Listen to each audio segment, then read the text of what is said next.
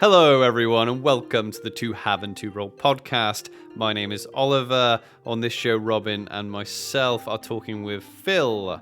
Phill is a long-term LARP player and a player in the Empire LRP system here in the UK. His character is in the Nation of Dawn and is a general for one of the Dawnish armies.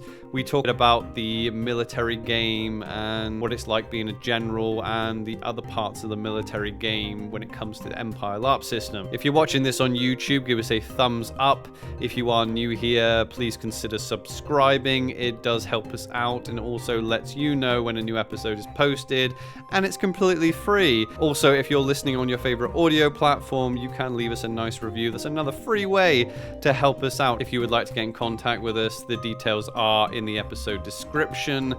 But with all that out of the way, let's get into our conversation with Phill.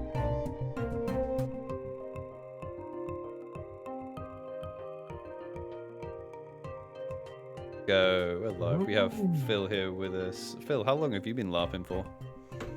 It's going to be 20 years this year. 20? Yeah, like I started I started LARPing when I came to university, which was 2003. So it is coming up on the 2-decade anniversary in like September. Wow. Which is wild. So what was that first kind of game like? Is it like club style LARP or? Yeah, so the Cuckoo's Nest. I think you had Jamie talk about it a little bit. That was my first introduction to LARP. Was going along as a fresher on what they've called the Freshers Adventure, which was basically everyone who's a fresher gets to play. Everyone who's not is the crew for that game. I can't remember much of the plot or anything, but it was dead cool. So I was like, yeah, I definitely want to come back and keep on doing this. Although my origin story goes further back than that. Yeah, I was just about to say 20 years. So like, did you go as a kid then to one? No, like the origin story is that I watched The Princess Bride when I was about 9 or 10, I think. Yeah. And I was like, oh, that looks really cool. I want to do stuff like that. Got into fencing. Okay, yeah.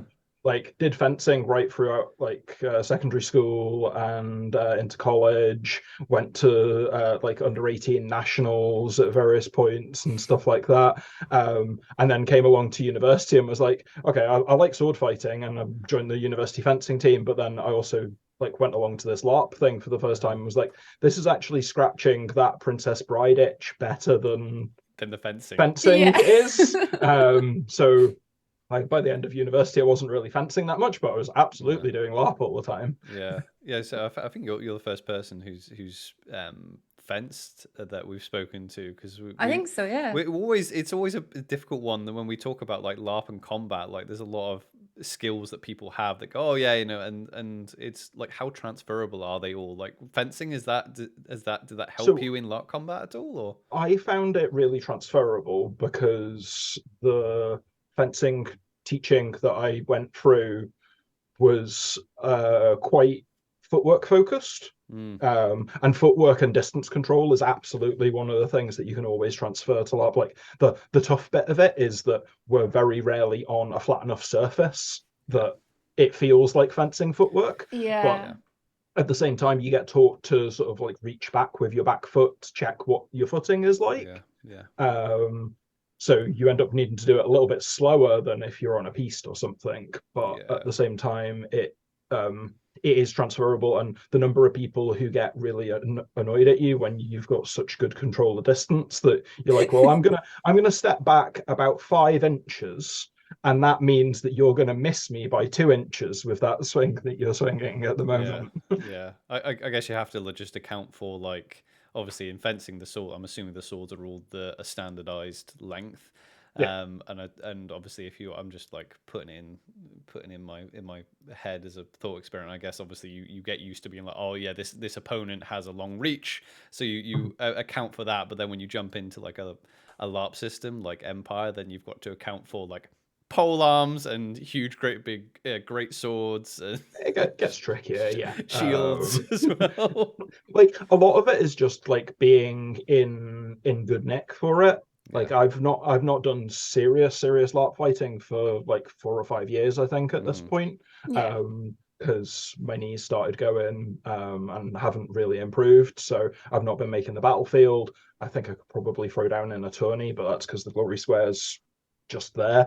Yeah. Like if I do my knee in, I've not got very far to limp to get into into a safe tent. Exactly, and it's relatively like it's controlled in the glory square, and it's relatively flat, and you're not going to be fighting for a long time. Like Yeah.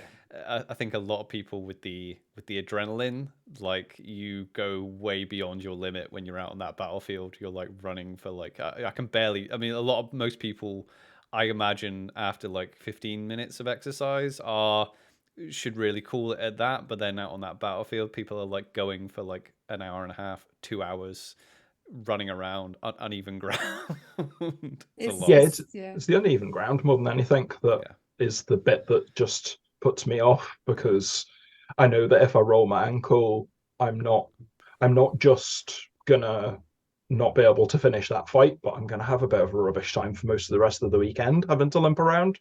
That is that's a good point. Yeah, that's exactly, because it's not that's not the focus of the weekend. Like the battle's great, but it's like if you injure yourself, you're like, well, that's my entire weekend. Especially if you injure yourself bad enough, then you're like, well, that's my entire weekend out the window. Especially if you've got other things that you want to do, right? Yeah, and for me, like, so much of the weekend can quite easily be filled up by stuff that isn't the battle. Yeah. Like there's a discussion going on in Discord at the moment about how much a general actually ends up doing, and like official meetings take up about 8 hours of your time.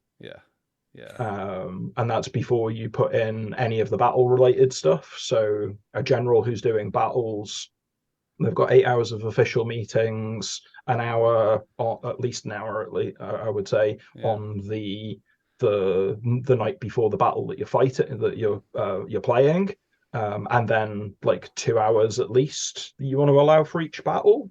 So easily over half, I reckon over half of your event is probably taken up by that. So that's why I'm quite happy to be a non-battling general, because I feel like I can put an appropriate amount of time into finding some people to ball down or do some emotional role play with, as well as doing all of the campaign stuff. Otherwise the weekend would just be gone so quickly, wouldn't it? Like you were saying, like all the meetings and everything that you end up attending and doing and things like that, like it must just feel like it goes by really quickly with all of those sorts of things that you need to attend. Do you have to attend, so you said you have to attend quite a few meetings and things. Is it mandatory for you to attend these sort of things in your position, or are you allowed to like send people on your behalf? So you can send people on your behalf.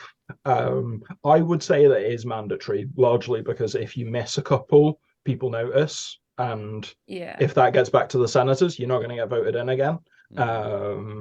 Or you might even get revoked, because like if you're not turning up and representing your nation, then it's perfectly within their rights for the synod to be like, sling it. But yeah, if you didn't turn up, I think people would notice. And to send someone else feels wrong to me, because you've stood up and said, oh, I want to do this position. The idea of sending someone else in your stead to do it doesn't really sit. You've put yourself out there as the best person for this position. So that's a good point. And I guess it's set up. I guess for a general, you want to at least be there for just over one summit, so you can put your orders in. But like I think the generalship and most of the hats, they're set up so if you took the hat for a season or a year, you can quite easily be like, okay, I did that, I did my thing, I did what I was gonna do. Now I'm gonna step back. I think it's easy enough to do that. There are quite a few people who seem to like do that or do something similar in terms of like, there's chat about people wanting to put term limits on stuff. And I don't really agree with any of that. I think that's a bit nonsense, because like if you enjoy doing a thing, and if your goal is beyond getting the position in the first place, which I feel like it should be, then you need to be in the role for a while before you get good at it. And then you want to spend some time being good at it, I would think. Like, yeah. It's nice to be good at things. It's also like I can see them, like, if they were going to do that, they probably would have had to have done it from like E1 year one, I imagine, because I quite like the fact that we've got like legacy players in the game that are there that do have the experience in the game, and some of them hold those hats, and also they're guiding the people getting the hats as well. Yeah, like the experience discrepancy or like difference can be pretty wild. Like I focus on military council because I've been a general for 6 years, and even before that, like the 2 years that I wasn't a general, from the beginning of the game, I was a priest who was quite military focused. Yeah. Okay. So like the idea of going into a different game as this character feels really, really weird. Like I don't think I'd want to do it. Yeah. Or I'd find it a real weird whiplash if I didn't end up being general and then ended up having to go find something else to do with my time. Yeah, I mean, I think as long as you're playing as long as you're playing the game, like if you're a general and you're interested in playing the general game, I don't see any reason why they would want to be like, okay, everyone needs to have a go, because guess what, everyone doesn't want to be a general. Also, like, you want to avoid like the participation trophy kind of theme that might happen, but that definitely feels like against the in-character virtues as well, like that whole like give everyone a turn. Like, no, I like one of the things that I think we do quite well in Dawn, and you guys actually almost exemplified from like one of the first game that you turned up at, is if people want to come along as an adjutant or as someone to observe military council and see if it's their jam or not, then we're more than happy to get people along. But you don't want someone to have been voted in as a general, then turn up and do it and realize it's totally not a thing that they're actually going to want. Because I mean, if you'd won that election, can you imagine? Can you imagine? But like you're saying, that opportunity of letting us both sort of be there at military council and watch and listen, experience it as brand new players who had never even LARP before, like that was such a cool thing to experience. But again, it's not a case of everybody should get a turn. It's that everybody has the opportunity to learn and put themselves forward and fight for it. But I agree that it shouldn't just be like passed around as everybody gets a turn at it. Yeah, I'm not entirely sure, because obviously I've kind of took part in that. So for context, the generalship that I went for on that first event was for the Hounds of Glory, which you're Phill, you're the general for. I've completely lost my train of thought now. It's okay. completely gone. That's fine. Everyone thought you were dead brave, like going up for it. Like I'd already decided that I was going to do my big grandstand at this, because I wasn't that worried about anyone else running against me. So I was like, you know what, I'm going to interrupt my own generalship interview to ask for a test of honor. That's right. That's where I was going. So you're like, we wanted to invite you on because it's like, it's almost, so when this airs is going to be the week of E1, and being in that like general election, it was obviously our first, like literally my first few minutes of experiencing LARP, and I got to experience that, and then you stood up and asked for your test of ardor, and that put like a bookend at the start of that weekend, and then obviously the test of ardor at the end that you went through at the end was like the other bookmark of that weekend, which was a real cool thing to experience. It was probably one of the best events that I've ever had. Yeah, because like you said, it felt like that full hero's journey almost of like here is the beginning, and then on the Friday night trying to work out how to pass it. So you are you okay talking about like the details? Absolutely. The details of it, because what was, I'm assuming that obviously you had you had spoken to, like, out of character, I'm assuming you'd spoken to the ill you're going to ask, and you had an idea. Was that the plan? Because that was coming back from like the longest dark as well. So were you thinking with these cogs turning that entire time, or was it just right before it? Oh yeah, I want to do this summit. So for me, the cogs were turning on how can I make asking for the test as dramatic a moment as possible. But I had no idea what test there was going to be set in advance. So I had that dropped on me, and then ended up going, you know what, actually, I can probably work this out. I need to put some thought into it. But it was really cool what Zadkiel ended up doing with the test, because he set something that for most people would be impossible. Like the actual, I can't remember if this is the exact wording of it, but it was that I needed to go to Highguard and collect Mira's favorite glass of wine, and then deliver it to her in the Glory Square without a drop touching the ground. So I mean, for context for us, so like we'd come into LARP. We had the idea that, oh yeah, we want to start out as like knight errants, and yeah, we want to do the whole test of metal, and then eventually, a test of ardor is in the planning. It's something that we do want to do. That's what we loved about that archetype. But then as first time LARPers, like coming in and then having Tancred be like, ask for the test of metal. You just sat for general. I just had all this stuff go completely over my head, and I'm like, what even is any of this? I gave it a go, and then Tancred stands up, asks for this test of ardor, and then Zadkiel kind of professes, and Zadkiel's got a lot of presence, and he's an amazing LARPer and performer, and we're just like, oh, what is this that we've come into? It's the fact that like we didn't read much of the wiki before coming into it at all. We sort of read what we needed to, but the one thing that we did know about was this test of ardor. And going into it, I can't speak for Oliver, but in my head I was like, oh, one day I'm just going to imagine standing in the middle of the field and doing a test of ardor and asking for it and doing something epic. That would be amazing. And I thought to myself, right, okay, you're maybe just building this up in your head. It's probably not as epic as that. And then to see you doing it, I was just like, oh my gosh, this is LARP. This is what it is. It's going to be amazing. Yeah, I'm quite excited to see what you guys end up putting together with your respective earls for a test of ardor as and when that ends up happening. Assuming one of you doesn't die beforehand. Well, let's be honest, Dornish people don't have the best track record with this. Yeah.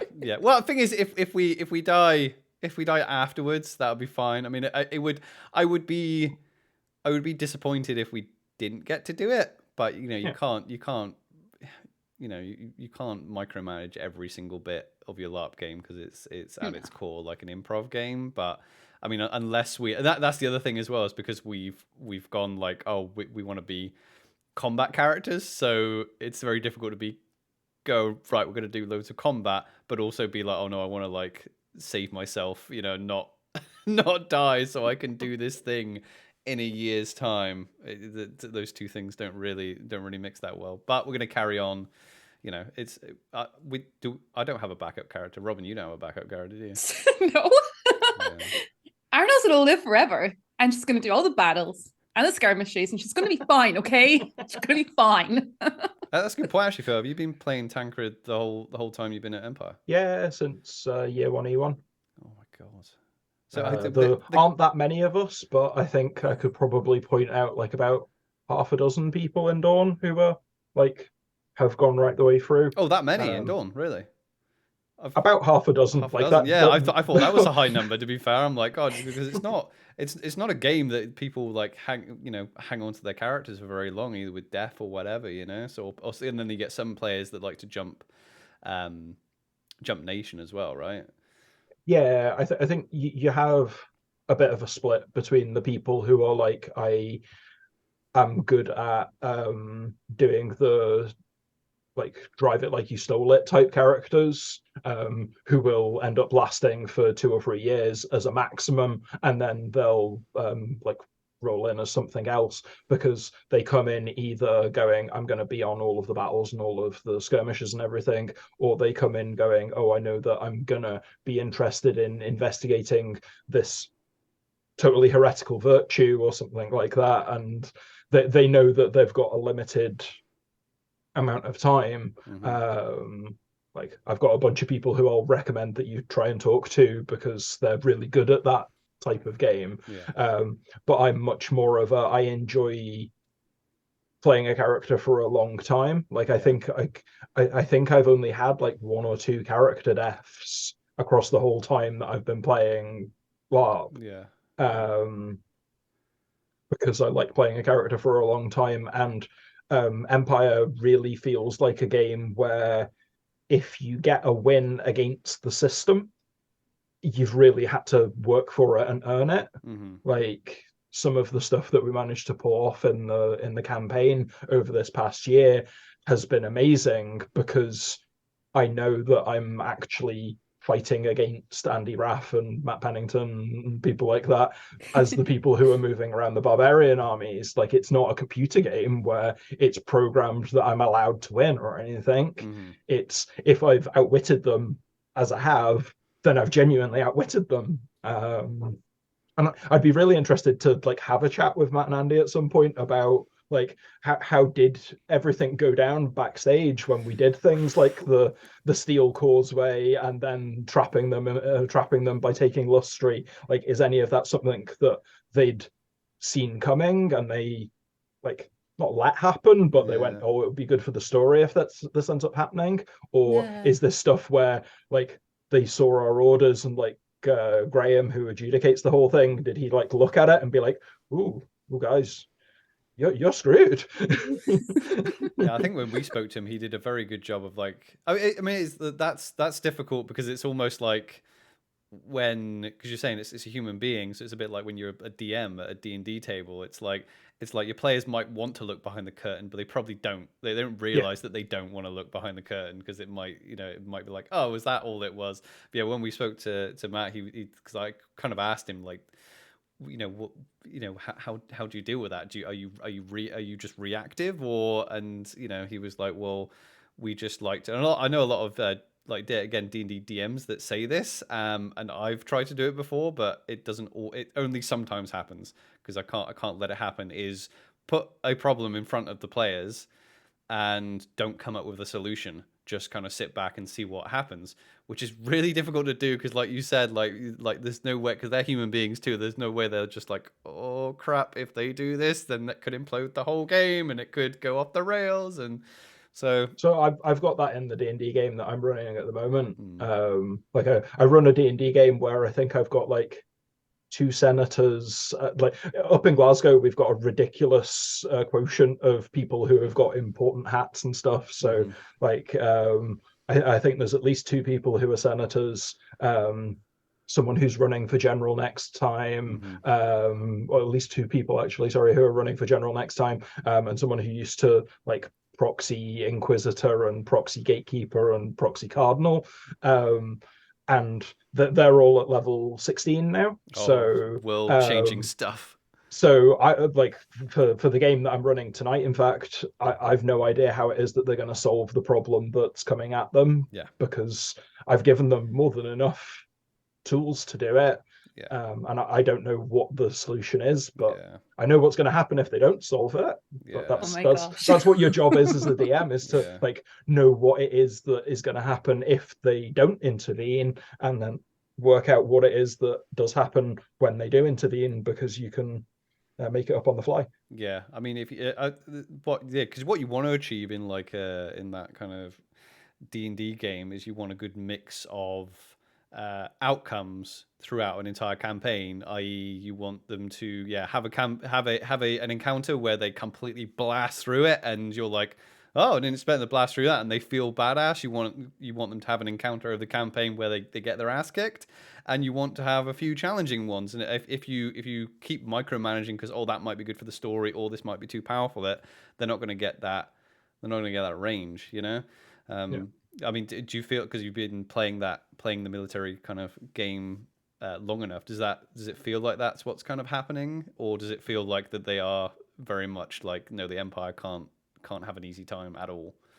So I do feel sometimes like there ends up either being a phenomenal level of them knowing how quickly stuff is going to happen. And honestly, the caliber of the people who run the game, I wouldn't be surprised if they are actually able to almost game this out.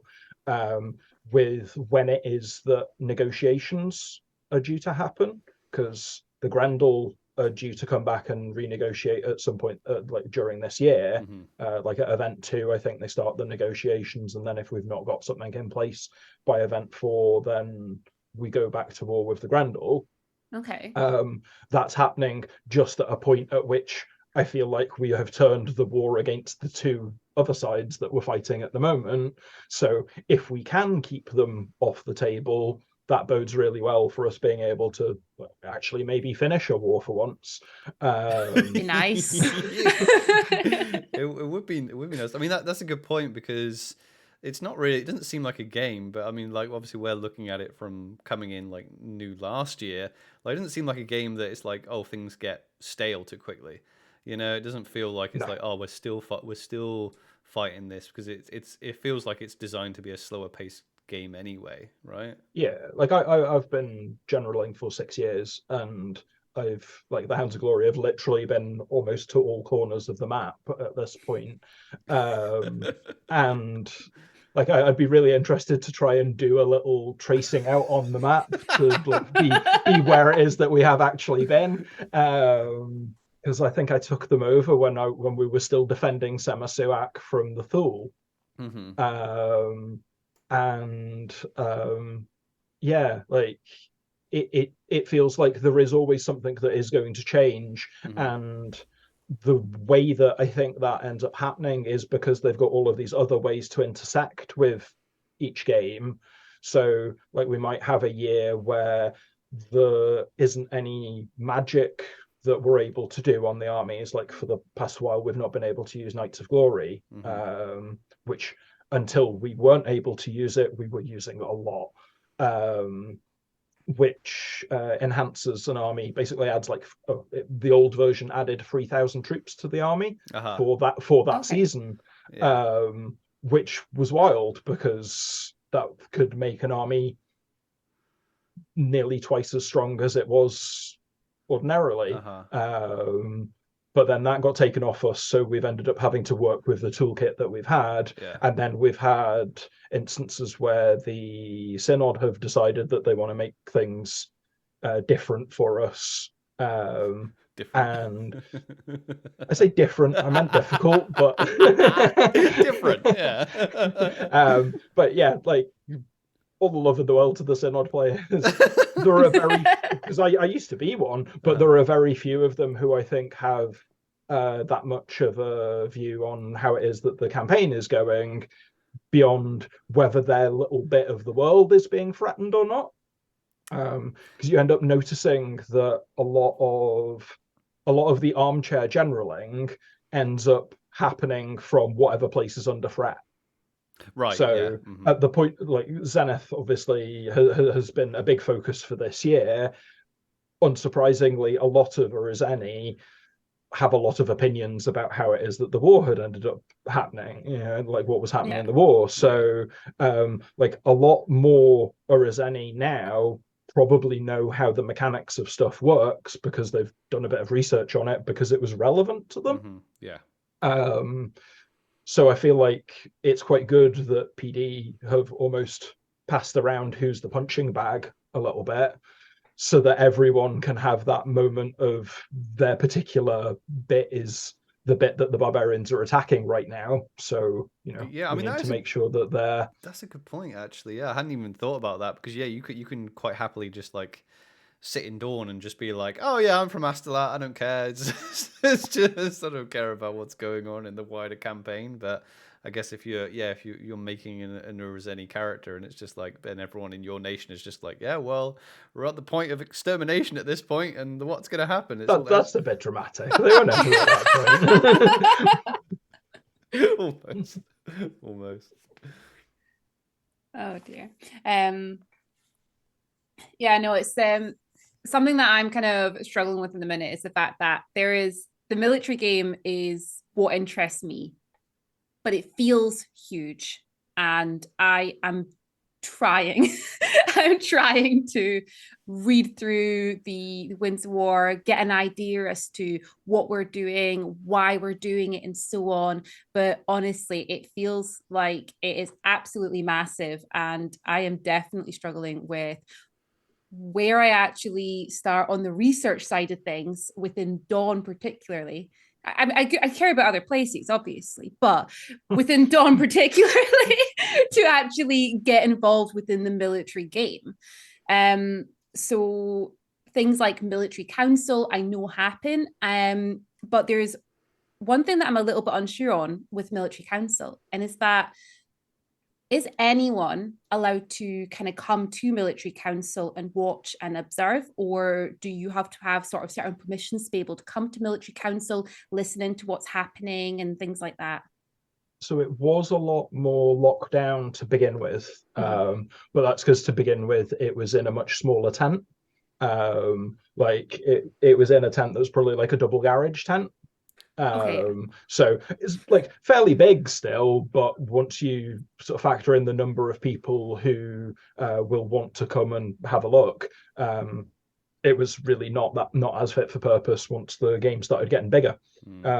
Now obviously it's in the tent that it's in, which is I think about the same size as the tent that we've got for the Durandal Dakota for giant tent. Yeah. Like almost there. And like since it's in that now, I think it is permissible for pretty much anyone to come watch. One of the things that PD have put out is that spying isn't a part of the game.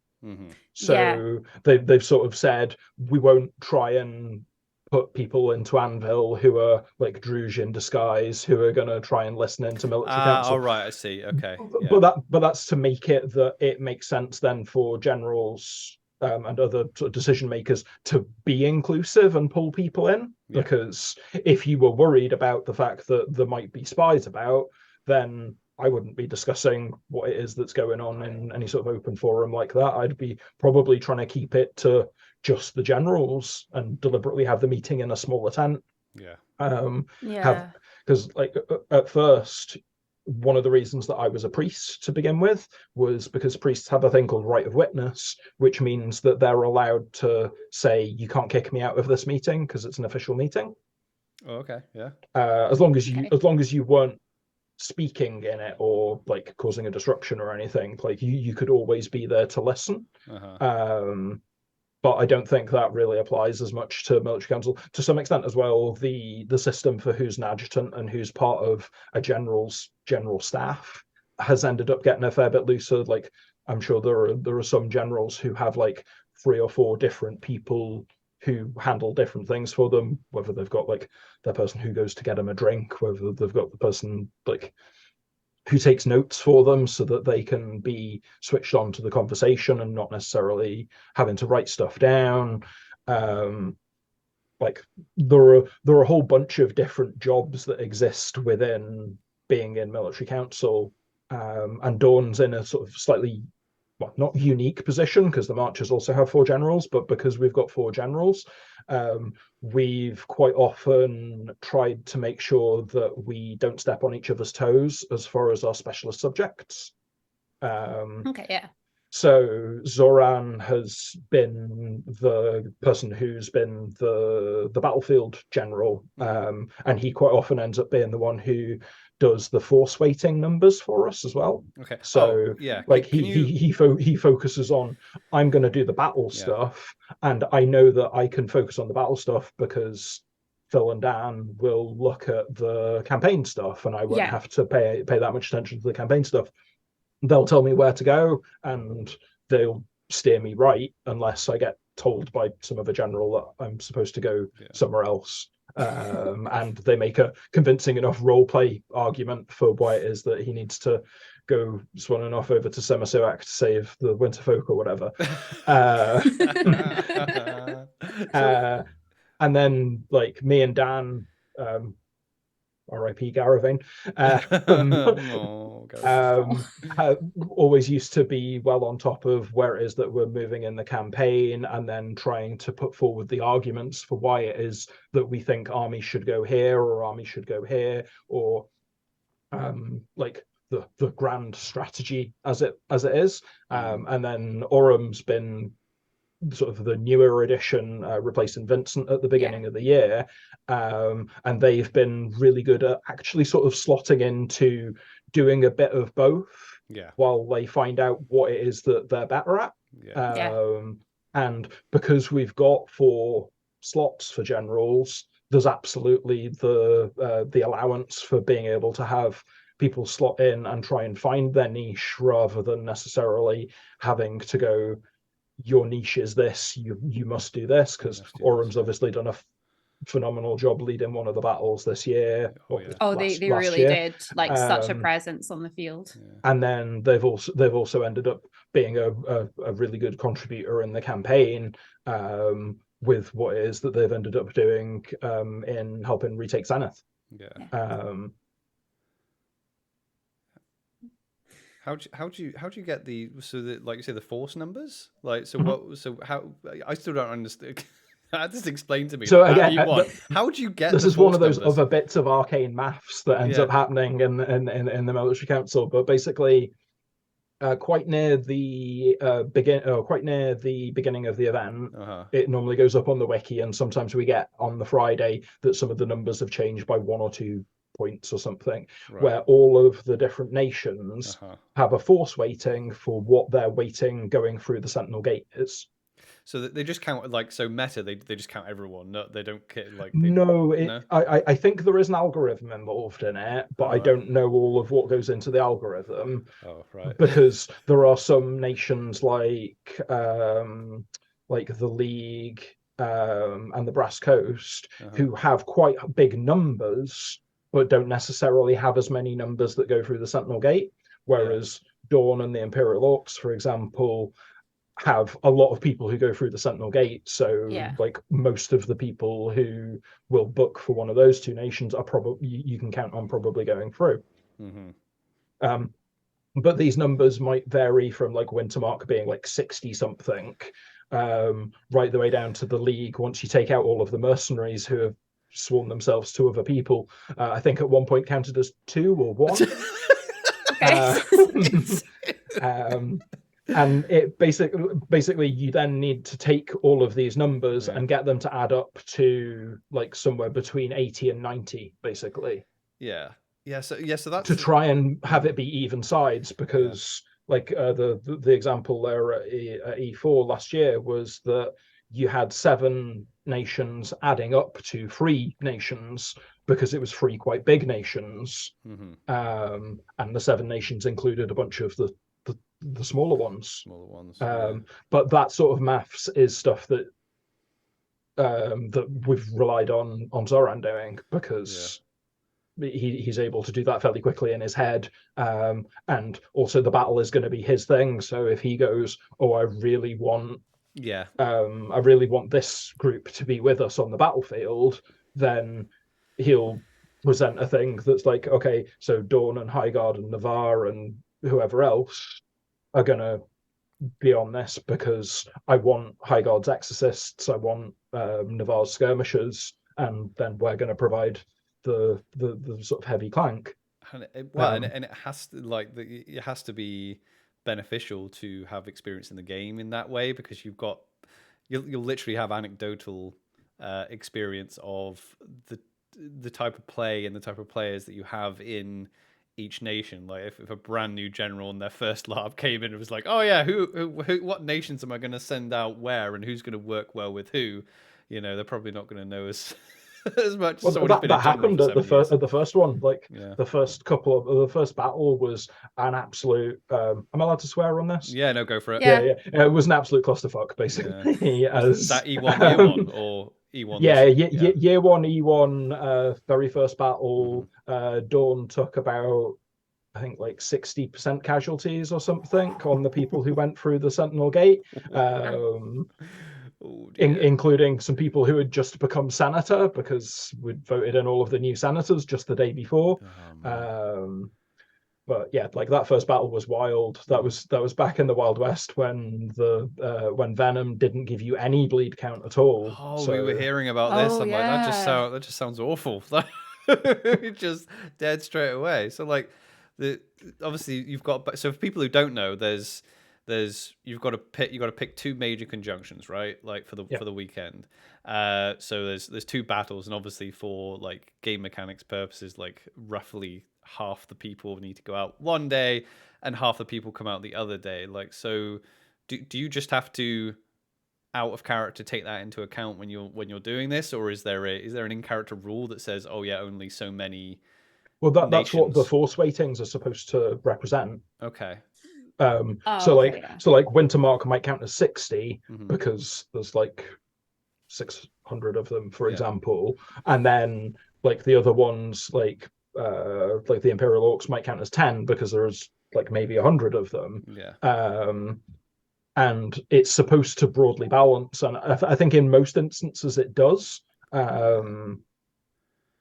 If it doesn't, then it's on us to try and make sure that we try and make it fair. Like, if something ridiculous happened and half of the Wintermark camp suddenly got swept away in a flood or something on the Thursday night, then we'd know that Wintermark might say on paper that they count as 60, but realistically we know that they're only going to put a force weighting of about 35 onto the field because they're going to be bucketing water out of their tents or something in the morning. Yeah, so it's still quite rough then as well. I guess the numbers are still pretty much an estimate, right? It's a good thing that they brought it in because previously, like the original setup for it was that you had 5 nations on each conjunction. Yeah, it seems logical, right? Which could have been logical.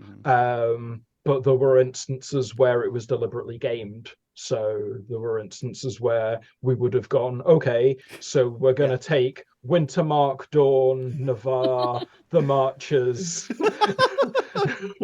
I mean, on like, and someone else on one battlefield, and then we're going to send Urizen, the Brass Coast, the Imperial Orcs, Varushka, and the League on the other one. And it was like 2-1, 3-1. I'm not sure exactly what the numbers ended up being, but it was not a fair fight, and therefore probably not fun on either day, to be honest. I don't remember much of either of the battles. I think actually one of the battles might have been the one where the March Egregore got eaten by a dragon.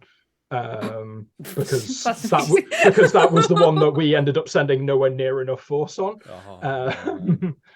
Yeah, I mean, I bet you're glad that, because like there was a time where Wintermark was just so much bigger, but it appears now that it all seems to be balancing out a little bit more. I feel like it's actually balancing out, and I'm not sure if you guys have had an impact on it, but I feel like the nations who have had people do podcasts and stuff have ended up with a higher like turnout rate sometimes. Well, I mean, but like it's even though he was almost quite surprised of us saying like when we every time we speak to Mark, and it's like they make it very obvious that like the stuff that he did years ago definitely affected the numbers in Wintermark. I mean, funnily enough, like the people that have kind of like jumped in and said hi in our community and things like that, a lot of them surprisingly, and even like friends of ours who we've managed to like ear bash into coming to Empire, it's not necessarily I'll join Dawn because you talk about Dawn all the time. It's surprising that people go, oh yeah, we listen and the Dawn sounds great, but when you were speaking about the Brass Coast, it sounded awesome when you had such and such on from the Brass Coast, so I'm joining the Brass Coast, so I don't know whether it's that's where it helps when people have got a bit more of a balanced view on it, because like I've listened to a bunch of the other ones, and to like mention names, like LARP Noobs felt quite Navarre focused when I listened to a lot of their stuff, and that's fair enough and everything. But then I also ended up listening to a bunch of other Navarre-centric-y ones. Like there was one for Fancy Nuts, which I ended up finding, and I was like, oh, they're quite cute, and like that sounds interesting, so I'll listen to that. And then like LARPs and TARPs has obviously been a bit more of a cross-nation one. And then you guys have been the big one in Dawn, as far as everyone's concerned, probably. Yeah, Face of Dawn. It's funny. I can't remember whether I think I said this when we were speaking to Janaea, right? There was, I think it was like E3 or something like that. We were just like, yeah, we want to make friends. I wanted to start the podcast, and it was never meant to be like just an Empire podcast, but it's kind of sort of turned into that. But then we got to, I think it was like E3. And we were posting a lot in the Facebook group, and a few people were listening to the podcast, and we were talking to someone in Dawn, and we were just having a drink. I think it was on like Thursday night, and they were like talking away, like, what are your names, by the way? Because we just call you the couple. We were like, the couple. They were like, oh, the couple's posted something again. Like, that's fine. But no, it's thing is, I love Dawn, but I wanted to broaden it out for that reason as well. I wanted to be like, let's get other people on, because I know some of the other podcasts might do more. It's difficult to be really broad without trying to be like educational, because that's what I keep saying to people. We're not educational. Some of the other ones have done a bunch of educational ones of like, here's how money works, here's how herbs work, and stuff like that. And I find those less interesting to listen to, because I've been playing for long enough that I've probably absorbed a lot of that information. And like thinking about your guys' broadness or not, I suspect once you guys actually get a chance to go to some of the LARP events, you'll probably end up talking about them as much, like as long as they excite you, obviously. Yeah. I don't know. I mean, like Empire's pretty awesome, so I don't know. Well, we had a worry, because we're like, oh yeah, we love to LARP, and it's just like we've only done Empire and Empire player events, and like we went to LARPCon, and some of the LARP games looked awesome there. Some of them we were like, oh yeah, we could totally get into that. Some of them we were like, not so much. And then you kind of hear stories about other LARPs as well, especially ones like abroad. And I'm like, I remember saying to Robin, I think it was on the way back from LARPCon, I'm like, do we like LARP, or do we just like Empire? Because it could just be Empire, you know. So, but the only way to know is to try, right? I think there'd be a wild difference if you went to one of the abroad ones, because like I've got a few friends who've gone to stuff like Legion, which doesn't sound like my cup of tea at all. It's like a 3-day hike where you are role playing as people running away or walking away from the Red Army. In World War II, and I'm like, no, I'm okay with not like role playing that, thanks. I prefer heroic games, basically. For preference, and Empire ticks that box. Like the other one that I do a lot of at the moment, or as I do a lot of, like has restarted and I'm involved in, is No Rest for the Wicked, which is a Warhammer 40,000 rogue trader game, which runs up in Dundee. And like I played the whole first season of that, and I've played most of the sort of second season, as they did a reboot of it to basically be like, all of the characters got wildly too powerful, so we need to do a time jump for 200 years. If you want to carry on playing your character, you can do, but they've probably lost some of their oomph by that point. And like that ends up scratching that itch of playing a heroic swashbuckly character really well. Because that's not as easy to do in a massive game like Empire, because you're not as likely to be the main event, whereas a smaller game like No Rest might run 50 people or so.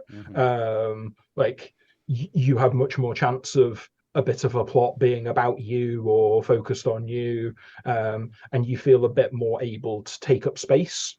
No, it's definitely something we want to jump into. We're booked into one of the Feast Your Eyes ones in June, the new Realms one they've got. So I'm I'm interested to see what on a smaller scale. But that's the thing, like, so when people like ask us about LARP, a lot of the people, like, you don't tend to have to sell Empire or LARP to the people who want to do that heroic stuff and go, oh yeah, I want to fight and I want to be like the main event. Usually the people that are like, oh, I don't know about LARP, are the people who get worried about that type of stuff, who are worried that, oh yeah, what if I get there and I don't know what I'm doing, and that tends to be where I'm selling Empire to people. I'm like, come try it, because honestly, like, if you feel overwhelmed, you can leave anytime. Like, you can leave anytime you want. You can go out of character anytime you want. There's no one's going to come up to you and be like, oh yeah, you've booked in to play this game. It's your turn to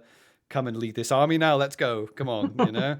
Like you can literally spend your weekend like chilling out in one of the taverns or sitting in one of the tea shops or just chilling out like outside your tent and just do as much as you feel like you're capable of doing, which is why like you said, Oliver, like I feel like we sell Empire quite a lot, because we're just like, well, even though we're first time LARPers, Empire was our first ever experience. So for us, we're just like, yeah, Empire, you know, it's great. It's a first time player, just come along, you can do whatever. But then speaking to a lot of other people who've been LARPing for a lot longer, I've said almost the opposite, and said, oh no, for a first time LARP, you're better going to much sort of smaller LARP or a more focused LARP for your first one, just to kind of get, you know, dip your toes into it. But I mean, what you've been LARPing for a very long time. So what do you think is that best sort of thing for like new LARPers who are kind of thinking, I don't know if I'm going to like it or not, like Empire 3-day events versus your smaller sort of 1-day events? So I think for me, or for my recommendation, it depends on the person, obviously, but what's referred to as the tourist game at Empire is actually really strong. I've not played it because I'm playing higher up bits of the game, but like the tourist game of being able to turn up and be like, okay, I'm going to turn up and sell brownies and then use that money to buy bubble tea. Like you could fill your weekend doing that quite easily. I think. Yeah. Like, or some people could fill their weekend doing that. Like, I'm not sure that everyone could. So it depends whether you want to be the focus or not. If you don't want to be the focus, then I think that like Empire is probably actually better than one of the smaller games for your first game, so that you can then be in the background and then decide if you want to try and jump into the foreground or not. Whereas the smaller ones, if you know that you are going to want to be in the foreground, like if you're coming at it from having been in acting or drama or something rather than tabletopping, then you've got a much better idea as to what your social limits are. And then you might be better off going to a smaller game where you know that you'll be getting a bit more face time, and there'll be some plot that's directed at you that is for you. Whereas Empire, I think there's enough plot for maybe 50 to 100 people that is put out by PD, and then it's on that 50 to 100 people to then try and share that plot with 5 people each to get it to go to everyone that it needs to go to, which works really well as a model for them, as long as they've got the right people stepping up into those positions or being targeted by the plots. And then, like I say, you can turn up and not really have to engage with any of that because you are from Astlat, which has never been really threatened by barbarians. You want to sell your brownies, and you've heard that the Brass Coast have got bubble tea, and you're like, you know what, I'm gonna make some money selling brownies, and I'm gonna go spend it on bubble tea. Yeah, I mean that's the side of the game that we constantly try and sell. Like it doesn't matter how many times we say it either. Sometimes you like, especially if you're like friends or maybe family members that you know they would be interested, and they're sort of interested. But they're not fighting, they're not like out there, oh yeah, I want to be the main character type people. And like, no, it's great, you can come and you can sit by a fire or sell brownies, you know. That's the stuff that you're trying to push. You're like, yeah, come. I mean, we pretty much did the touristy thing E1, Robin, right? Like we got involved in a few things, but we didn't get involved in too much. We did kind of do the whole, like, obviously, like, we went to, like, on the Friday we went to military council, because that was quite a heavy introduction to, like, oh yeah, the game. But then, like, that the rest of that Friday night we went and had a few drinks and spoke to some people, went to bed, we did the battles. Other than that, E1, not too much else really, did we? Oh, yeah, we did what we kind of thought we wanted to do, had a little taster of everything. And yeah, like literally the sort of event that we knew that we didn't want to miss at the end was your test of ardor, of course. And we were like making sure that's when I realized we need pocket watches, because I was like, what time do we need to get back to the glory square? Because I want to see this. And then we got to follow you on that test, which was epic. I'm just disappointed. I don't think there were any photographers who ended up following it, because I don't think I saw any pictures come out of it, which was wild. That's a good point, actually. Yeah, because it was like it went the length of the length of the camp, didn't it? I went through like 3 and a bit camps, I would say. Like it wasn't like, I think if I'd had to pick it up from like the marchers or the league or someone who was way down in the corner, then it might have ended up being like through all of the camps. But also, I'm not sure I would have wanted to go that far. That meant we got to experience all these cool different fighting styles because everyone came out to stop you. Like, we got to see so many different fighting styles, and it was great. We're just having a drink, watching you clamber you guys didn't actually participate at all. You were just watching, right? Okay. We're just wandering along at the back with the tankards in hand. Like, this is great. There was a bard singing a song about you as we went. It was lovely to watch. Were you like out of character, a bit nervous when like so many? Were you like, okay, this is the entire weekend? Like the words got around. Were you worried that the entirety of Anvil was going to show up? Yeah, I was surprised at how many. Because I think someone who was on the outside of it said that there were easily 200 plus people, which means that that was like fully 10% of the game was there. Yeah, for it, which is wild. Yeah. Especially that bit like in the glory square at the end. Like it felt like the glory square was full. It must have been. It was definitely. The glory square, like lots of people have said it's full, but I don't think it's been as full as that. No. Because it was like standing room only, and it felt like people had to shuffle to make the little archway and everything. That was great fun making that archway. Oh yeah, when they made the archway. Was good. It was instinctual as well, which was I mean, what was good about that is that it was your test, and like the role play you and everyone involved with it did was absolutely amazing. But it was that moment was it was involving the entire nation and also other nations that were there that just happened to be there. But like you said, it was mad, because at the end it was like you looked around, you're like, I'm pretty sure half of Anvil is in here, you know. And it was obviously like it was emotional, and it was it was epic, and that obviously like put a stamp on it for us. And that's, again, maybe it kind of spoiled us a bit as well, because we were just like, holy shit, that's what LARP is, you know, that's what LARP is, you know. And I think that's like that. Like I've had 20 years nearly of experience. Like that's still probably one of my top 5 moments of LARP. Was like, I don't think I could do that speech again that got everyone to agree that actually I'd done enough. Yeah.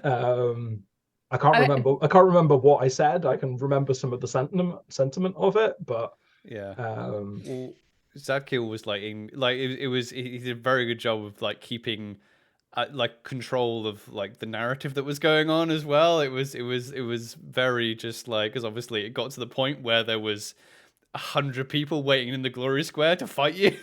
It was just like, I wouldn't have been able to fight everyone. Like that was just an impossibility. Like I would have run out of time. Like probably would have run out of hits first, but like I would have run out of time even if I'd had all the hits in the world. Yeah, and it put a real like stat. And obviously, then Robert and myself are like driving home after that, and we're just like, okay, well, we might need to, instead of just being like, oh yeah, we'll just do a test of metal or a test of ardor, we might have to like up our game a little bit. Yeah, we're gonna have to after that. and I don't know. I don't like saying especially in Dawn, because I'm sure it's the same. And there are amazing role players in every nation, but it just like most of the time people in Dawn don't do anything by halves. Like everything that everyone does is just like dialed up to 11. So yeah. I think there's lots of people who have that good sense for like, this is what I want to achieve, but how can I do it more dramatically? Yeah. Like I know that I'm gonna get the thing that I want, but how can I make the most people watch me get what I want? Yeah. Yeah.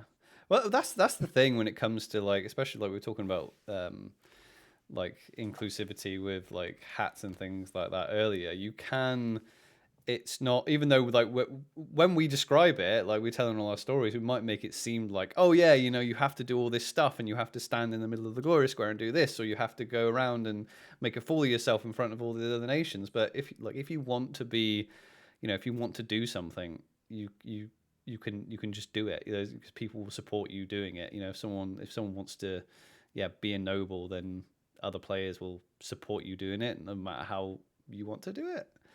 Yeah, like the whole nobility thing in Dawn. One of the things that I like best about the design of it is that you can make it be as much or as little of the thing as you want. Yeah. Because the test of metal literally says in it, or I'm not sure if it actually says on the wiki, but there's been clarifications that if you've been set a test of metal and you feel like you're just not going to be able to pass it in uptime, as long as you got agreement from the person who set the test, you can just go, oh, I did it in downtime. Yeah, no, yeah, no, yeah. That is on there, yeah. Is that on there, right? Yeah. I haven't looked at it because I decided I was going to be noble from the very beginning, because it was the thing that let you vote. So I was like, well, I'm going to be noble. Because I was going to ask you, have you done? Because as we were talking about tests, I was going to ask you. Not in play. Like I've been involved in a bunch of tests of metal.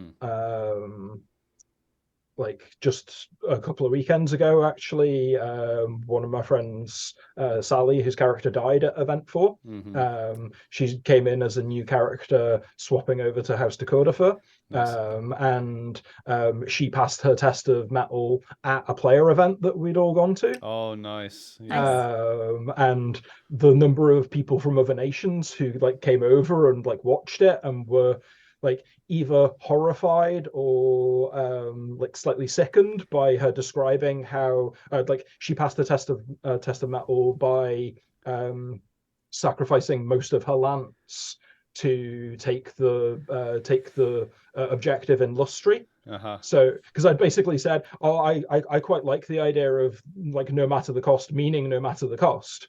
So if people want me to have killed their loved ones by giving that order, I'm more than happy for you to come at me and be like, you know, you gave that order and that meant that my true love died or something. And she was like, yeah, I'm up for that. But then she like added this extra twist on it that actually, yes, I gave that order, but she was like the sergeant of the unit. So she also gave the order that meant that her true love died. So she's got some of the guilt on her as well. And there's this beautiful scene where she's describing how each of them fell and like naming them as they go. And there's a Wintermark General Osric who's sort of stood behind her, who at first has sort of a bit of a smile on his face, as like me and him have a little bit of a rivalry / bromance, because he's the other general of a glorious army. Okay. Not quite as glorious as mine. No. And like he initially is quite gleeful at the fact that I'm getting a Talon too. And then as it goes on, I can see this sort of like the look drain from him as he's like, well, no, this is horrific. Like I'm listening to like the deaths of 20 people be described to me, and then like the look of horror goes even further as I turn around to Guinevere, the new character, Solly's new character, and I'm like, it was worth it though, wasn't it? Because we won. And she was like, yeah, and I'd do it again and stuff. And like he's just looking on in horror, like, what is this death cult that they've got here? Yeah, I think we were saying to Pixie like the other day about like we were talking about like glory and things like that, and the amount of people like out of character and in character that seem to like confuse glory with honor is like it's so often they're just like, oh right, well why did you do that? That's not glorious. And I'm like, no, you mean honorable. You mean, oh, that wasn't very. Why did you just slaughter them? They were unarmed. I'm like, yeah, you're talking about honor. You're not talking about glory. Yeah, glory is about winning. Yeah. And then everyone knowing that you won. Yeah.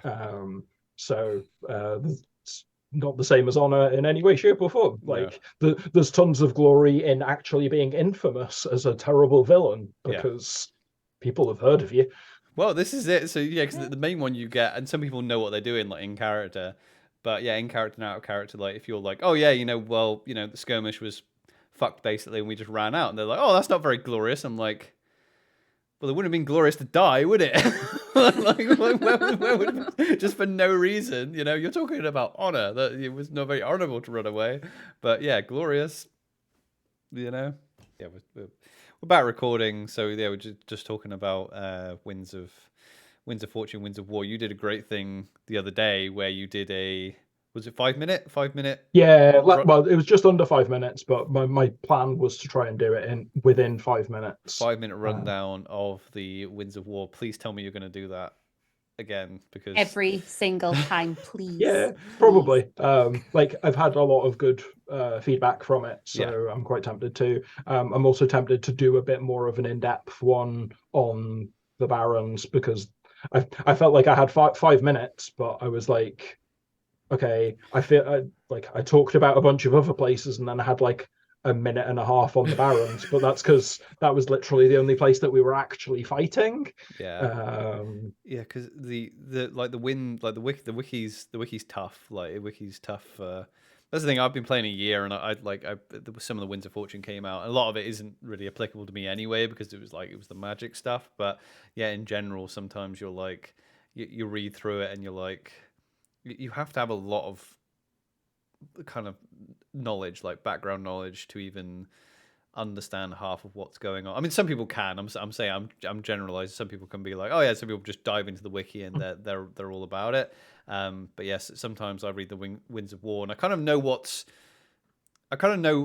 some of it because I've talked about it in play. But then when they start like referencing names of like places that I don't really know, because I'm not anything to do with those nations, or they talk about rituals that were done in the past, and I'm like, oh man, I've got to go back now and so when I'm reading the winds, I have to then like click on all the wiki links onto I mean that's why I end up putting in the links at least, so if there is a thing that is referenced, there'll normally be a link to it. It's quite easy to go on a wiki dive for like a couple of hours without realizing it, as you like try and understand all of the different bits for why a thing happened. I think certainly for the military one, so much of it hinges on being in the meetings. Like I've had loads of people who are like totally smart and I should be able to put all of this together, who have struggled to put it together because they've not been at military council. And if you're at military council, fair enough, for the first 2, maybe 3 sessions, it might go over your head a bit. But if you aren't there, you don't hear about the whys and stuff, and they'll never put the whys up on the wiki because they don't take minutes. Well, they don't take minutes, and also obviously I guess the winds by their nature have to be like unbiased, I guess. Because I imagine everybody in those meetings will have a different version of what actually. Oh, I've got a drastically biased view of how it is that the military goes on. Yeah, the funniest thing about now, so E1 last year, it was obviously like we toddle off to military council, and it is like it's all open sided because it was like right after COVID. I'm assuming they're just going to keep it because they seem to keep it like that. But I anyway, think they'll keep it like that unless it's dead windy. Oh, really? Yeah. I put in some feedback saying when it was windy, I couldn't hear anything, which meant that we had to cluster closer, which is actually more of a risk at that point. Yeah, exactly. So it was windy and it was getting cold as well, right? So it was. But what I did enjoy about Military Council was I loved all because obviously you've got your 10 nations with all your different generals, so it's a large circle around there, and I really loved the kind of obviously like the whispering backwards and forwards, like when like so you don't know. I don't get involved in that, but that's because I've got a front bench seat, so I don't end up having to whisper. Like if I want my opinion to be known, then I can just make it be known. But it's always it's just interesting because you're just like you can even see, even though you've not got any experience in that type of thing, you can already tell that it's like, oh yeah, well, why do Urizen not want to fight with the orcs? I'm just saying that for an example, but like it's like people will say, oh yeah, we propose these ones go out, and you're just like, why? And on the other side of the tent you can see them whispering, and you're like, what's being said? Or like notes getting passed. Like I was like right at the back and was standing. You saw people come in and just like passing like slipping pieces of paper in, and it's just like there's barely even any exchange in words. It's just like a nod, and I'm just like, oh, this is so juicy. What's happening? I think having the I think that the good thing about having like a rundown of the Winds of War, I think it's just because, like you said, you can just be.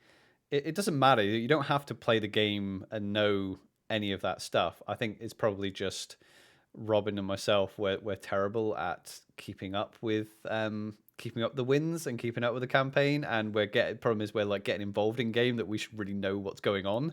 I think that's our biggest issue. So half the time we're like, oh yeah, we want to go do this, and if we want to maybe go for a certain hat, and I'm like, oh crap, you're actually gonna have to learn something about what's actually going on, otherwise you're gonna be a bit lost. There's so much written, and even with the audio versions that they put out, the audio version is still every word that they've written, so it doesn't end up summarizing it really at all, and that was the niche that I thought there was, to like have someone come in and be like, here's a summary of what you actually need, or what I think you actually need to know. Obviously, as I said before, I'm biased. Like I've got agendas and stuff. So and I'd rather be upfront about the fact that I've got bias rather than try and pretend like I'm putting forward an unbiased opinion of why it is that we should take the barons or anything. But like, because you did it more from like this is the result, like this is what actually happened, rather than I think this is what should happen. You were like, oh yeah, so this army's here, and it was good just to have just a brief, like, oh yeah, because I've listened to it like 3 or 4 times, even like when we've been like talking about things, like we were talking to people about the Jotun, and I'm like, what is going on with the Jotun? And I went back and listened to your like 5-minute thing. I'm like, okay, well the Jotun are here, and here. Okay, I know sort of what they're doing and what my character might think about it, But the military game, I think, is not wide open, but there's so much fluidity to it that's come this year. Like one of the slightly mad stats that I ended up finding when I looked at how experienced is your average general, there are generals who took their positions at E1 who are in they're all joint 10th most experienced generals in the Empire currently. So it's in E1 this year or last year? Yeah. Last year, yeah. Oh, nice. So there were 9 generals who are still in position who aren't ones who have less than a year's experience at this point. That's crazy. I wonder I wonder if that's similar in the other kind of big, what would you call them, like institution things, like the I haven't really had a look at Conclave and Synod. Conclave and Synod, I think, are more likely to have long-running people because, weirdly, I think Military Council probably has a lot of the highest turnover because, well, you don't have to. it does attract fighty characters, basically. So I think you do end up with many more people dying in position than you would for archmages or senators or anyone like that. Which is sad, isn't it? We were hearing about an orc, an imperial orc that got a generalship and died on the summit. That she got generalship and never got to put any orders out. I'm just like, oh, that's sad. Yeah, like sometimes people have terrible luck because like that's just one example. There are at least like 3 or 4 of us who like spent a bunch of time as adjutants or like coming to military council, getting their face and their name known a little bit, finally got to being a general, and then like died within an event or two, so they didn't actually end up getting to be general for long enough to make any impact. Yeah. I mean, for me, like Robin's maybe a little bit more interested, like currently, but for me, if Godric survives, then I imagine it might be something I might be interested in. But like, I could see me looking to get into it when I'm not too bothered about going out and fighting. Weirdly enough, so like do it like I yourself think doing it, you know. You'd probably enjoy doing like I was saying in the previous bit, the sort of whole niche thing that we end up with in Dornish Generals, because there are enough of us. Like you'd probably quite like, if Zoran ever decided that he didn't want to be a general anymore, being the general who then leads on the field. Although the awkward thing is, once you're leading on the field, you don't get to fight in the front line nearly as much. Or you probably shouldn't. Like, well, I probably shouldn't. I've seen Zoran up at the front a fair few times. But yeah, no, that's the kind of position. Yeah, because that's, again, a position like that. The odd thing about that I found about LARP is that you know, and it seems obvious to say, but yeah, the part you're playing for, you don't need the experience for, but that's one of the most daunting things, is that you can be like, oh yeah, you know, I want to, you know, if you say, oh yeah, I want to be, you know, go give being a field marshal a try, and then you're like, oh, and then everyone's kind of looking for you for orders, and you're like, I don't actually have any life experience in this whatsoever, you know. I think that's the most daunting thing about like jumping in for some of these positions, is going. That's one of the reasons I would always recommend to people that if like, to put it in Empire terms, if your ambition is to get a job, that's not a very good ambition. Your ambition should be what it is that you want to do with the job and why it is that you need the job to do it. Like mine has pretty much always been, I want to be the one who ends the Druge. So I've wanted to be general because I wanted to do that, and then starting along the couple of steps that I still need to do to actually do it. What's your why? Yeah, that's the thing you need to find, right? Man, the Druge. Are we gonna? Do you think we're gonna have another season of like lots of Druge stuff? I'd be desperately surprised this upcoming season. I mean, we'll probably find out by the time this actually goes to air. The battle opportunities aren't going to be at least a couple in the Barrens to pick between. Like, I reckon we'll probably have one that is like, do you want to kill Druge or do you want to convert local tribe people? All right, yeah. Like, do you want to actually impress the locals or do you just want to do some killing? And I think that'll be a really interesting discussion and decision to make, because we've got this thing that's currently happening where the Synod said we need to not just conquer the Barons, we need to liberate the Barons, and like all of these people, orcs or humans or whoever, who have been enslaved by the Druge all this time. And we've got a couple of good examples that can work, because you guys haven't read a huge amount of wiki, so you probably won't get when I talk about like the Sandfishers, who are an orc. They're an orc tribe that we rescued in Ossium, who moved to Holberg, and now are like that they're trying to send their kids to school in Holberg and stuff. So like all of these like little orc kids are trying to get scholarships to be able to go to Holberg University. They deserve an education as well. Yeah, and that's it. That's it. I think the Senate ended up like voting to say, yeah, we should absolutely like give them the same chance that we would expect a citizen to be able to have, because if we want them to eventually become citizens, we can't like leave them out. And like the question is going to be, does the same apply to all of the subject tribes that we end up finding in the Barrens? Like, I'm not sure how many of them have necessarily been named at this point. But I know a previous time that we went over that way, we had like Ravin, the Black Wind, and the Great Forest Orcs. And the Great Forest Orcs have sort of migrated a bit to Thurunin, but want their home in Paytap back.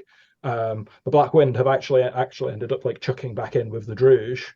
And the Ravin, I think, actually got entirely wiped out as a tribe, because the Druge were like, well, you need to have you are going to be the example that we make to everyone else to make sure that no one else thinks that they can be free of us ever again. So we're fighting against all of this history of the Druge having done all of these horrible things, that we end up needing to not do similar horrible things, because otherwise we'll look to the locals like the bad guys too. They'll just be like, well, I guess it's just a different boss that I'm giving my money to. I mean, like, that's the thing when we're reading through some of the more recent Winds of War, and that was my first time reading about, you know, other groups of orcs that were not barbarians, but a little different. And that's when I came across the forest orcs and I clicked on that link and started reading things on that, and I was like, what are forest orcs? This is new. And I ended up down this wiki rabbit hole of going through all these different groups, and I was like, because I very much had that whole like opinion of, well, no, we just need to kill all the Druge. Just go in there, kill all the Druge. That's what we should be doing. And then I started reading all these things, and I was like, oh, we might end up being the bad guys. Which ones are the Druge? Well, yeah, because that's what I was that was what I was telling Mum. I mean, you, Phil, was telling me that, like, because when I read that Winds, I was like, oh yeah, and they'll fight alongside the Imperials, but just not the Dornish. And I'm like, well, why don't they like the Dornish? And I was told that it's like, yeah, because we're bad for killing them accidentally, because you think they're Druge.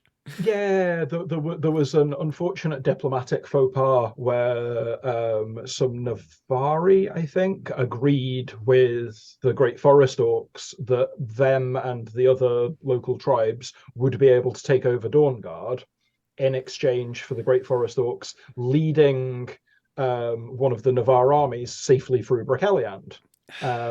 And they safely led the Navar army through Braceliand, but no one told us we were meant to, or, like, if anyone did tell us we were meant to abandon Dawnguard, it wasn't agreed upon. just some letter arrived from some Navari. They're just good one, Navari. Very funny. To be honest, like, Navar have done an absolutely sterling job of some of the not quite right information that they've put out at various points to make it suit their narrative. Yeah. Like, I still find it wild how many people say, like, Valorn have got a trapping souls from going into the labyrinth, because there's been people from Sumar who have come over and been like, we want to test that, and found that most Valorn husks don't have a soul trapped in them. Like, it's a load of crap. It's propaganda. It's something that probably some enterprising Navari made up at some point, because it really makes us want to go and kill Valorn.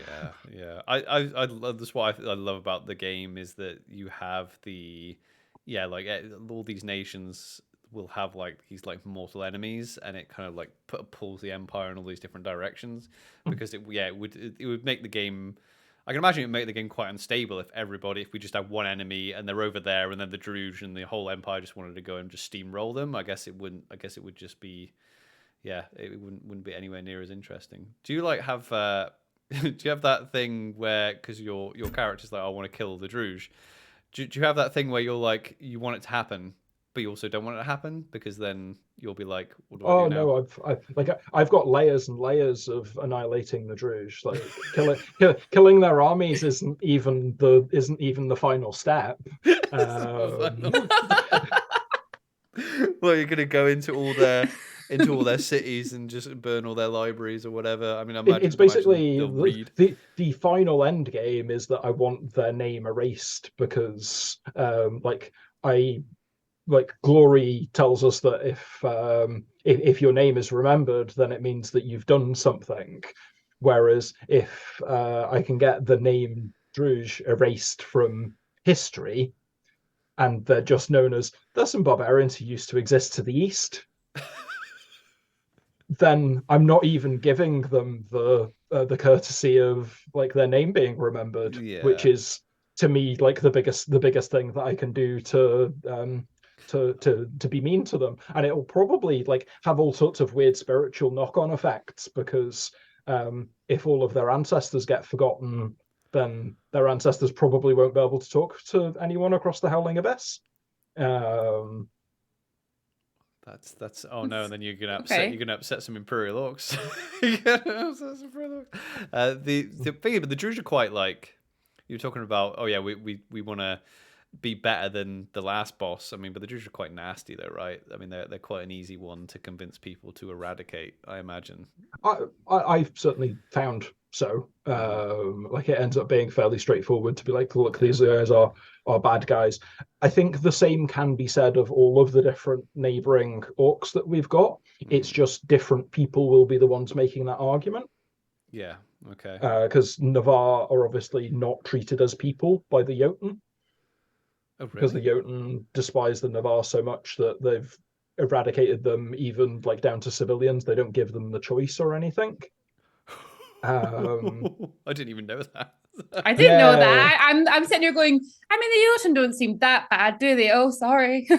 In fairness, like there's an argument to be made for the Navarre started it, but Navarre started. I mean, I can accept that, yeah. I mean, historically, the Navarre started it anyway because they were the Terranale Empire, and they were the ones who set the Valorn free on everyone. So, yeah, they created their own problems. They create their own problems. And then, like the Thule enslaved lots of Winterborn people or Winterfolk people. Obviously, a lot of that has since been worked out in play. But initially, a lot of the hatred towards the Thule was because they'd stolen a lot of the Winter Mark runesmiths. All right, okay. And they used to have a building called a Rune Forge where you used to be able to make new magic items, like come up with new magic items. But the Thule stole all of the people who used to work there. And then the Grendel have like sent lots of people off to the salt mines, basically. It doesn't sit like if the Empire ever had any like treaties with the Druge, or because the Druge feel like the only ones that just don't seem to want to have any kind of dialogue with the Empire at all. So there was a treaty that lasted for 6 months. Okay. Which was basically we agreed with them that we were going to split the barons down the middle. I think they were probably going to end up with more than half of it, so we weren't actually going to have it be an imperial territory. But in exchange, we were basically both going to agree, or like we were going to agree that it was fine for the local tribes that had rebelled against the Druge to get killed, and we weren't going to give them safety, and the Druge were going to kill them and cast rivers run red and all of that sort of stuff to basically kill them real fast. But the terms of the agreement as it was hashed out were that the Empire were going to agree for 2 armies to remain defending Dawnguard. And we looked at the numbers because we ended up like doing some scrying on what it is that they had in the barons at the time, and we were like, if they attacked with what they've got there, and we only had 2 armies there, those 2 armies would take so many casualties that they'd probably end up breaking. Do we trust the Druge not to do that? No, we absolutely don't. So we moved the armies back out of there and just left it undefended because there was no point in sacrificing 2 armies to it. And unsurprisingly, they ended up like rolling over the whole thing while we weren't at war with them, which was a bit weird. But then we declared war again the next season.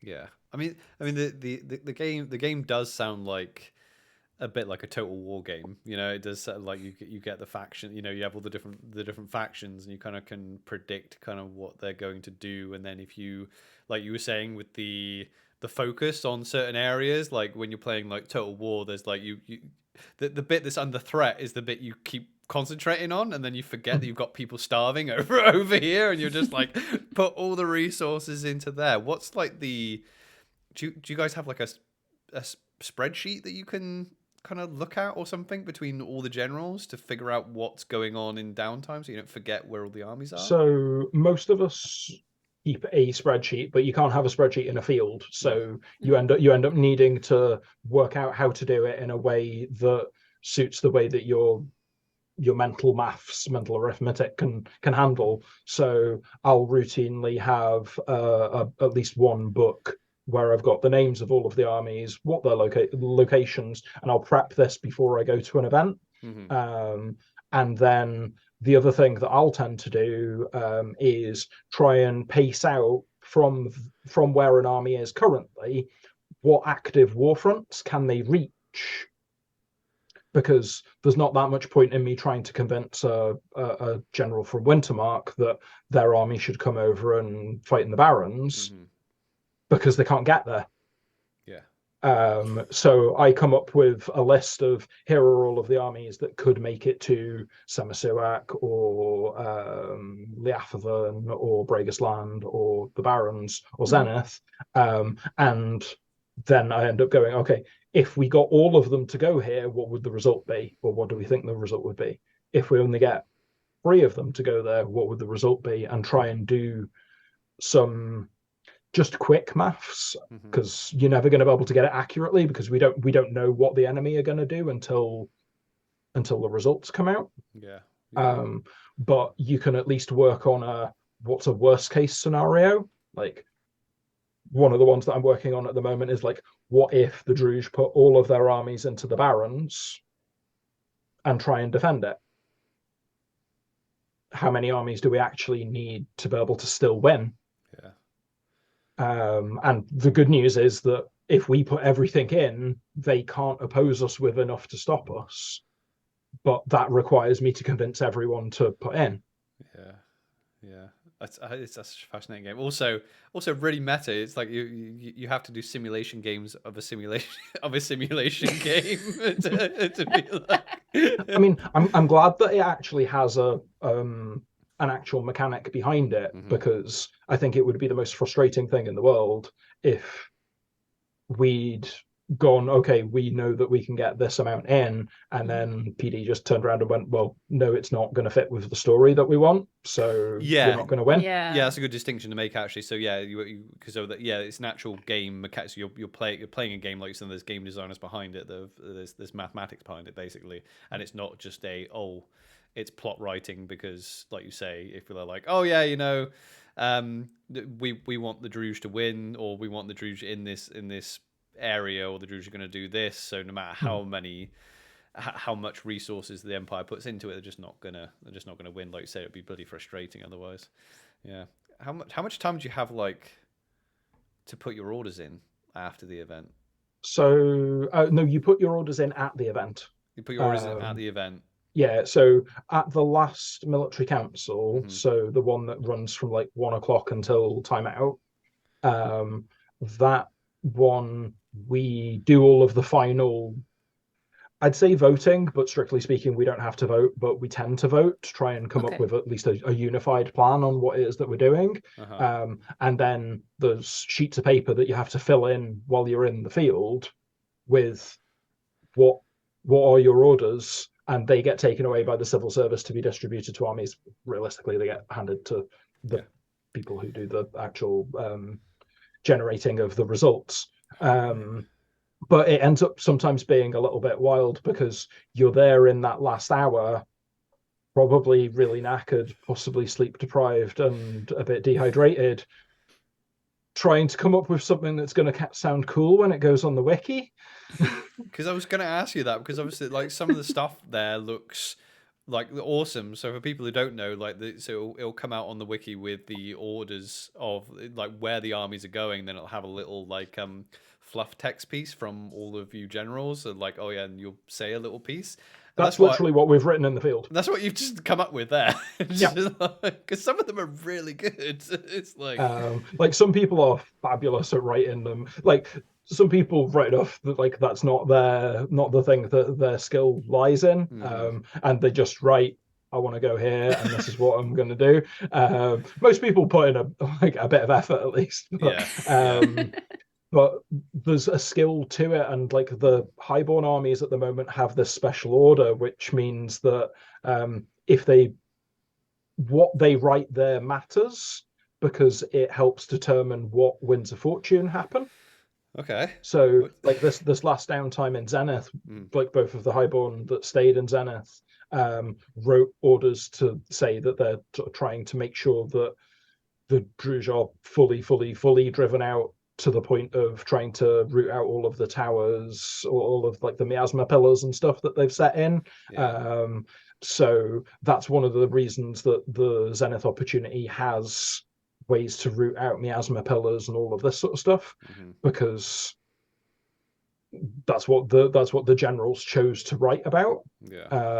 And like if the generals choose to write about like, I just want to focus on killing Druj, then that will probably mean that we get a wind of fortune that's like, the Synod can vote for us to do more things to kill Druj. Or I think the Valiant Pegasus who went into the Barons put in support of the thing that the Synod were doing anyway, which is trying to convert the local tribes to maybe help us at some point in the future. Or at least not view us as enemies and conquerors. It's not tough Empire. Just be slightly better than the Druj. Come on. Yeah. Yeah. Well, I noticed that because obviously you have what they call it. Obviously you put orders in, but are they called orders? That like the thing that you decide that mechanically that your army is doing. Yeah, so there's mechanical orders, like no matter the cost and balanced attack and stuff like that. Like UID, or like the game that I play with myself is I want to try and fit that into the text of something else inspiring that I write. Which is dead easy when you've got an order called no matter the cost. But it's probably a little bit more difficult if you're like trying to go we're gonna absolutely smash them and like conquer all of their lands and stuff. Cautious advance.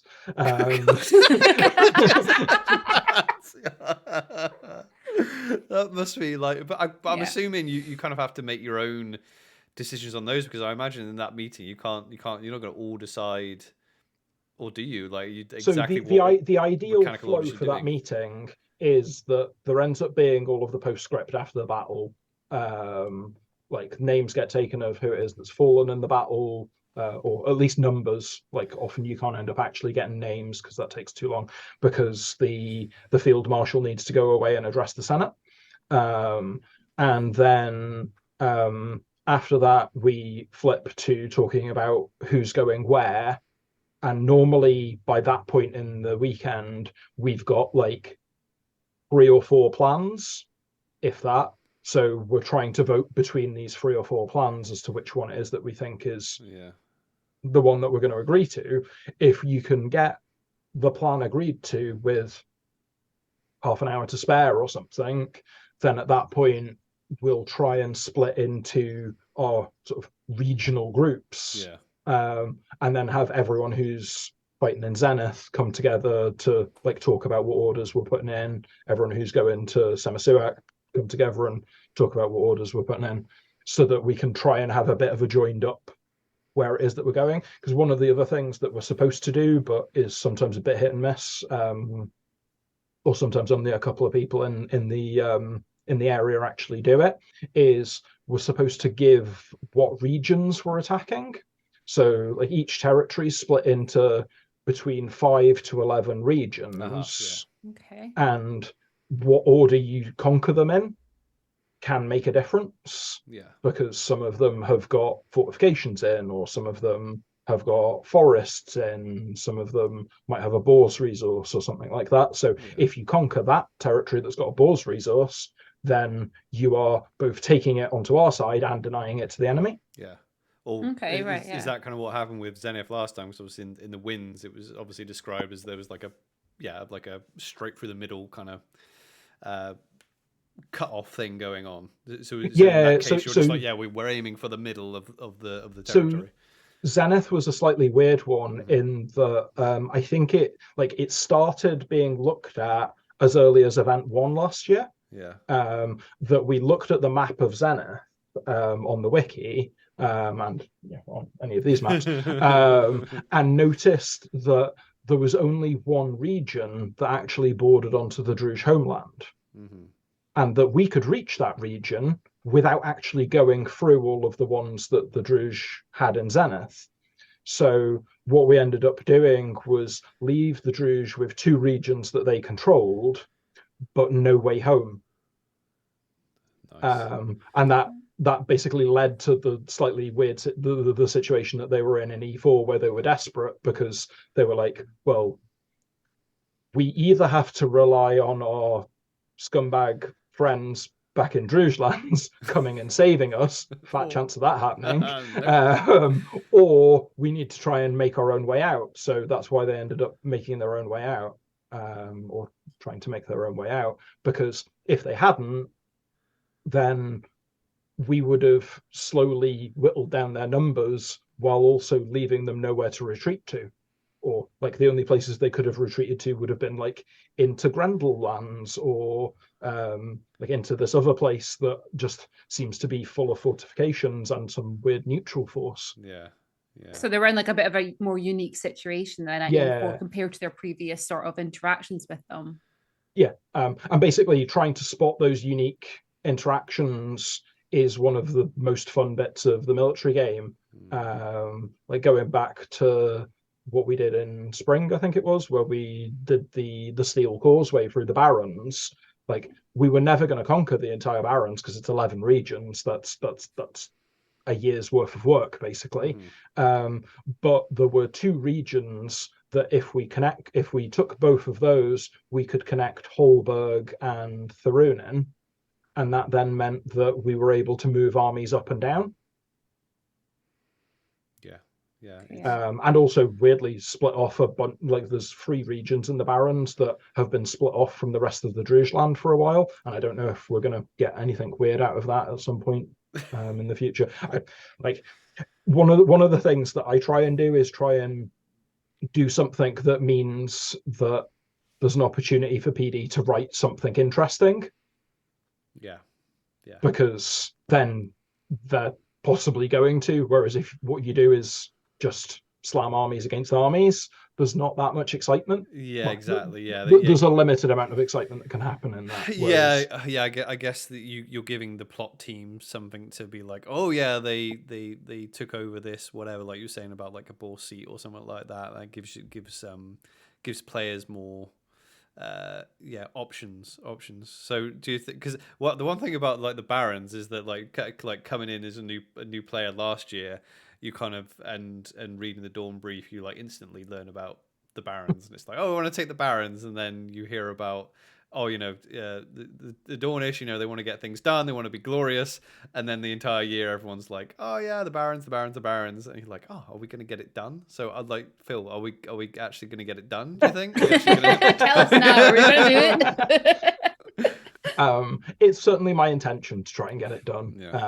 Whether the blocks all fall into place or not isn't entirely on me, because that ends up being one of the other things that you need to understand in the military game, is that you've only got control of one army, and one army can't really do that much on its own. No, so you pretty much have to like convince the rest of the Empire that it's beneficial to the Empire that taking the Barons is a good idea. I basically my game at E1 is going to be convincing at least 12 other people that this is going to be a good idea. And why it's going to be a good idea, and some of that ends up being convincing with roleplay. Some of it ends up being putting the emotional screws on people. Some of it ends up being like I try and do a thing where I produce a little bit of literature, and I don't produce enough copies to really hand it out to loads of people of here's what my plan is for the season for the bit that I'm paying attention to, and why I think it is going to be a good thing, so that if I don't have a full 10 minutes to sit down and talk to someone, I can be like, here's a flyer, come back and ask me questions when you're in a position to like actually have a bit of time. Literature is super useful. But you know what, I tell you what, like literature and the whole like coming around and pitching is great. It's great for information for new players. Honestly, like we're talking about the wiki and how difficult we find it sometimes. Like obviously the game is designed so you it's better if you find out stuff in the field, but really it's so much easier as maybe someone who's new to Empire when someone comes up to you with like a short pitch about what's going on, you know. It's better like because instead of someone coming up and being like, oh yeah, what do you think of this, you know, and you're like, when someone comes up and is like, okay, are you voting on this? And we're like, we don't know what that is. Okay, well, let me tell you what it is. It's this, this, the other, blah, blah, blah. It might be, obviously it's skewed in from what they wanted to sell you, but the information gets in there way easier when people come up and are like, oh yeah, have you got a military in it? Cool. I'm doing this thing. This is happening. That's happening. This is happening. And then it's in my head then, you know, instead of reading it on a wiki or trying to find out about it, it's way better. The wiki is exclusively for as much as possible non-biased information. So if you want to put across emotive and biased literature, you have to produce your own. That's the thing though, like you were saying, Oliver, like I mean, like the things like that have stuck into my head have been those things that people from different houses within Dawn have come over and pitched, because obviously there's that bias, but there's that person behind there's that sort of like passion coming through for what they're pitching, and that information just sticks so much more easily. And I love it when people come around for pitches, especially like having like the military unit and things, because there's so many and some of them are just absolutely insane. It's really cool just getting to hear them and hear that part of the game as well. Also, I get to vote now. I don't even know how that works. I get a favor, right, to give to someone? Basically in your pack you'll get a ribbon that says like Godric's favor or something, that you attach to an item, and then you pass that to whoever it is that you want to vote for or who you want to control your vote. Oh right, okay, all right. So it's an actual physical token. So like, for example, I could well have had, this is Tancred's favor, but I don't spend enough time in Dawn to necessarily know who it is that's going to be a good senator.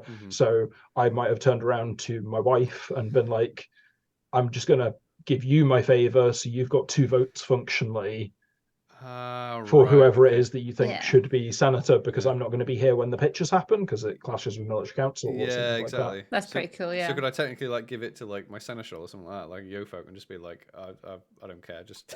There'd probably be a bit of an eye raise at giving it to a Yo-folk. There you go. But I think you're courting that anyway, so like... I don't know, you can have my vote, whatever. Piss everyone off. Yeah. So well, we're just about time. Hopefully everyone's like I said, by the time this airs, hopefully people will be listening to this on their way to E1. So Phill, are you ready for? Are you prepped and ready for E1? Because I've done most of my prep in terms of what I can do. Like a whole bunch of it ends up hinging on Winds of Fortune. So like I can't finalize this as what my printout is going to say for what is that I think the best plan should be, because there might be something that comes out in the Winds of Fortune late on that suddenly changes a lot of that. In terms of kit, I've got a bit more kit that I've put together. Nice. Like one of my slightly weird focuses has been on furniture.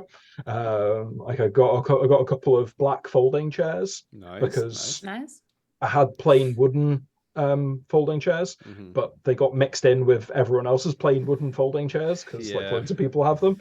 So ours have gone. I've got some black ones now. And then I've tried to make sure that I've got a few more like warm layers as well, because while it was lovely and warm all last year, I'm not trusting that to happen the rest of the year. And even when it's been warm, it's gotten so cold at night that you want the extra layers to sling on at night, if nothing else. Because that was the thing. E1 last year, it was like a year ago. Christ, like so it was cold at night, but it was actually quite pleasant in the daytimes, which was good. And currently, while we're recording this, I'm looking out the window and it is glorious sunshine. So if that can just if that can just hold on for a couple of weeks, we'll be fine. Yeah, we're just about ready. I think you've got way more to do than me. I mean, Robin, you've got like I have so much to do. But you're like procrastinating. Like, you're like I'm so bad with procrastinating. I work in a secondary school, so I'm on Easter holidays right now, and this is the Friday of week 1. I added 4 rivets and 2 buckles to my armor this week. So Robin will procrastinate with other like work and projects. So funny story. I don't know if I've ever said this on the podcast, but like, I think it was like E2 or something like E2 or E1, where like Robin's like got all this stuff to do. She's like making. You were like making your armor. You were making something else as well, like stuff that needed to be done. All that Dawn Sun armor was like halfway through, halfway through. But I think it was like right before we left, so you would have had like. You would have had most of it done, and that you were like stressing out. You're like, oh, there's so much to do. I need to do this. We need to do this. We need to do that. We need to pack this, pack that. And I'm like, right, okay, I'll leave you. And I came back like an hour later, and like Robin was finishing something off, and I'm like, what is that? She's like, just a mushroom, and she got like a little like ceramic mushroom and like put like luminescent, and I'm like, why do we need that? She's like, we haven't done anything. Like, make your armor. I'm like. Maybe that can be a mad thing that you found in Broceliand. just like but mushroom. I'm like, we don't even need a mushroom. Like what so I don't. Robin's after something. We won't spoil it. After something, because there's some of the stuff from the Broceliand wins are just awesome. We were like, oh, we should bring something back from and say it's from Broceliand, but we haven't got it yet. So we'll have to. It's something along those veins. I need to get I'll need to get like a fizz wrap to go in my favor then, because I didn't realize I need something like a little token or something like that. Think of something like that. I can make that instead of doing my armor. No, I'll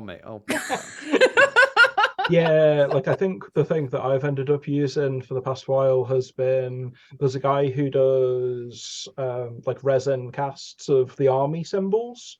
So I've got like an army symbol of the Hounds of Glory.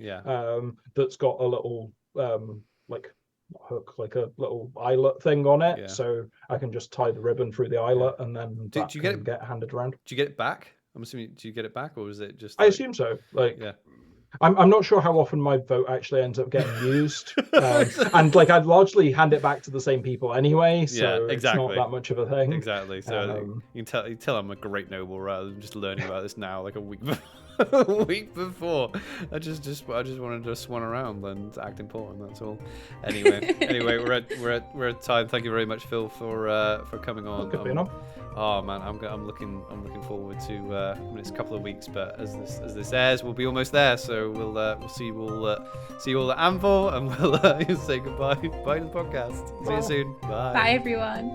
Thank you very much for stopping by. If you enjoyed this show, give us a thumbs up. Consider following and subscribing so that you know when a new episode is posted.